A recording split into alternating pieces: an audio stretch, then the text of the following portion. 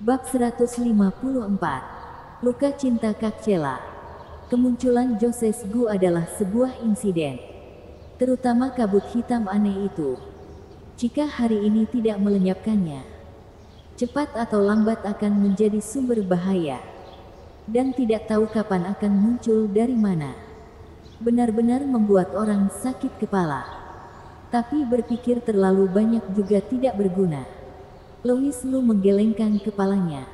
Ketika kembali rumah, ia ditarik ke dalam kamar oleh Sally Liu dengan cepat, mengedipkan matanya yang indah itu dan berujar, "Louis, apakah ingin bantu kakak kultivasi hari ini? Aku menyadari tidak ada bantuanmu menjadi sangat lambat." Louis Lu terkejut, kemudian tersenyum pahit dan berujar, "Kak Sally, apakah kamu lupa efek samping dari pelatihan kultivasi terakhir kali?" Ia tidak berani asal bertindak lagi. Sally Liu sedikit kecewa. Namun tidak lama sebuah pikiran melintas di dalam benaknya dan berujar, "Louis, aku mengumumkan mulai sekarang akan memutuskan hubungan kakak adik denganmu."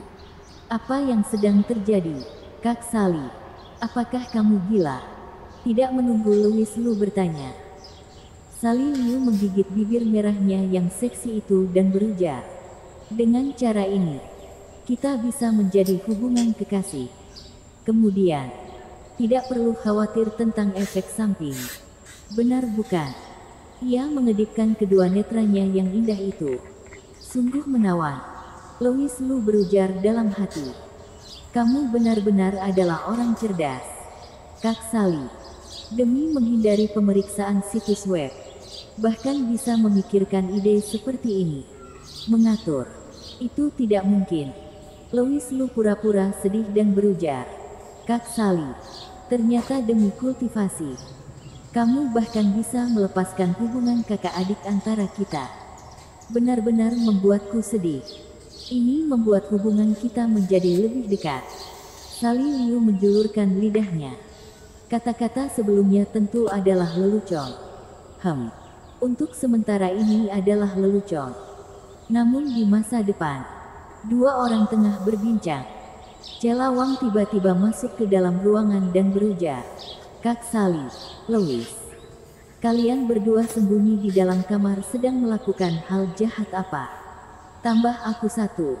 Tambah aku satu." Louis Lu tidak bisa berada di dalam kamar lebih lama lagi. Dua kakak paling nakal saling bertemu. Bukankah seperti akan membakar rumah? Louis Lu buru-buru kabur dari kamar. Sally Liu melotot ke arah Cela Wang dan berujar, "Dek Cela, aku sedang mengobrol dengan Louis. Mengapa kamu masuk ke dalam kamar? Kamu menghancurkan masalahku." "Hehe, maaf Kak Sally. Aku minta maaf. Dan berani melakukannya lain kali." "Cela Wang, aku akan memukulmu." Dua orang saling memukul. Sampai Cela Wang menerima sambungan telepon. Mimik wajahnya langsung berubah rumit. Sally Liu bertanya, "Ada apa, Kak Sally? Apakah kamu masih ingat Enrico Qi yang aku ceritakan saat masih kuliah?" Cela Wang berujar dengan sangat serius. Senyuman menggoda muncul di sudut bibir Sally Liu. "Ingat, bukankah ia cinta pertamamu yang selingkuh sebelum menjalin hubungan kekasih? Aku ingat saat itu seseorang berlari pulang dan menangis sangat lama. Ketika Cela Wang masih kuliah, ia pernah memiliki satu hubungan. Namun belum mulai pun sudah berakhir. Saat itu, di sekolah ada seorang anak laki-laki bernama Enrico Qi. Tinggi dan tampan. Juga merupakan ketua dewan siswa. Ia mengejar Cela Wang. Dan Cela Wang juga menyukainya. Namun karena rasa malu seorang wanita, ia tidak langsung menyetujuinya. Setelah beberapa saat, sekitar 1 minggu lebih, ketika Cela Wang akan menyetujui Enrico Qi, justru mengetahui sahabatnya telah menjalin hubungan kekasih dengan Enrico Qi. Ini baru seminggu. Ini menjelaskan Enrico Qi mencari wanita lain juga. Bahkan tidak memiliki kesabaran selama seminggu. Untungnya ia tidak menyetujui Enrico Qi. Pada akhir, kejadian ini menjadi luka di masa muda Chela Wang. Sejak saat itu, Chela Wang tidak pernah menjalin hubungan lagi dan fokus pada karir setelah lulus. Sali Liu bertanya bingung, "Mengapa kamu tiba-tiba membahas pria brengsek itu?" Chela Wang berujar, "Ia datang ke kota Jiang dan mengatakan ingin bertemu denganku." Panggilan telepon yang diterima Chela Wang tadi dari Enrico Qi. Ia juga tidak tahu dari mana Enrico Qi mendapatkan nomor teleponnya. Sali Liu langsung mengernyit dan berujar, "Jangan pergi. Bajingan seperti ini datang mencarimu pada saat ini. Pasti bukan hal baik." Aku juga merasa seperti itu.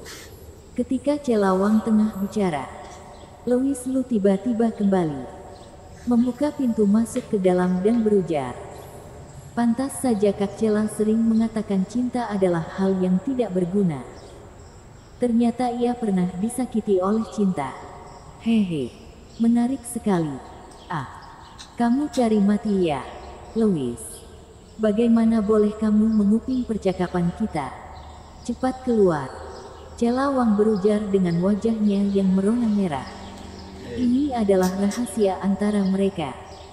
Bagaimana boleh Louis Lu mengetahui hal ini? Jika orang ini mengetahuinya, ia pasti akan terus menertawakan dirinya.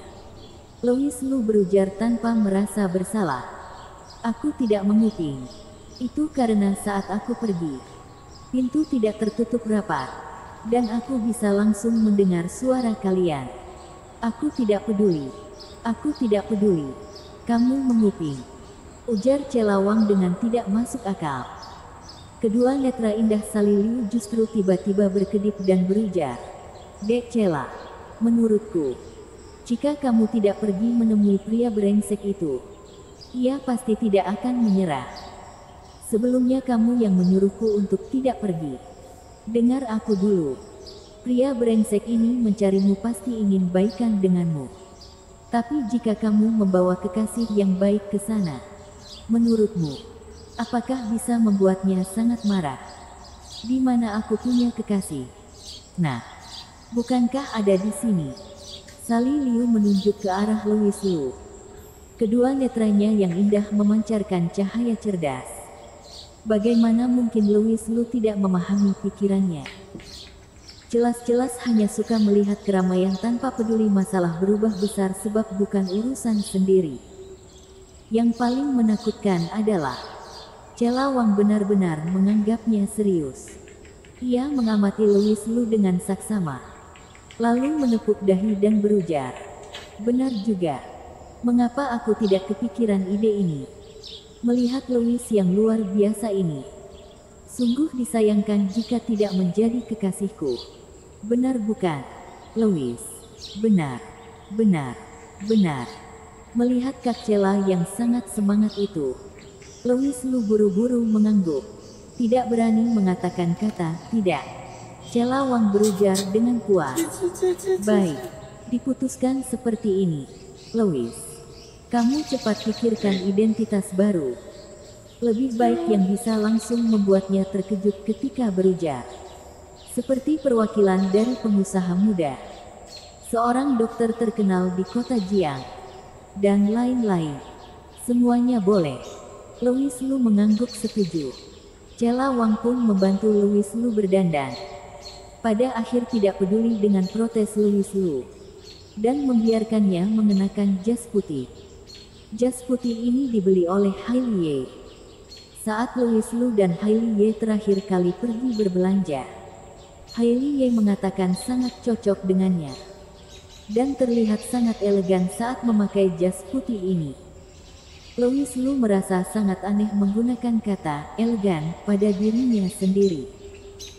"Jenderal mana yang pernah kamu lihat saat pergi berperang membunuh musuh?" Menggunakan kata elegan untuk mendeskripsikannya. Jelas-jelas itu dipanggil keren. Bersambung.